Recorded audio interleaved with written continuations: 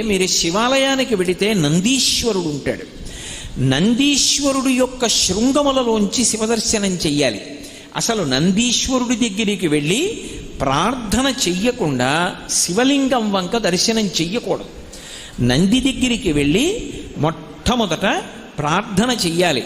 ఏమని అంటే, నందీశ్వర నమస్తుభ్యం సాంబానంద ప్రదాయక మహాదేవస్య సేవార్థం ఆజ్ఞాం దాతుమర్హసి అని అడగాలి. అనుజ్ఞాం దాతుమర్హసి.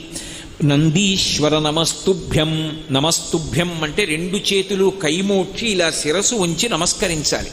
నమస్కరించి, ఓ నందీశ్వర నీకు నమస్కరిస్తున్నాను.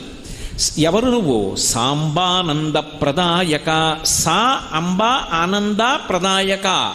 అమ్మతో కలిసి ఉన్నటువంటి శివుని యొక్క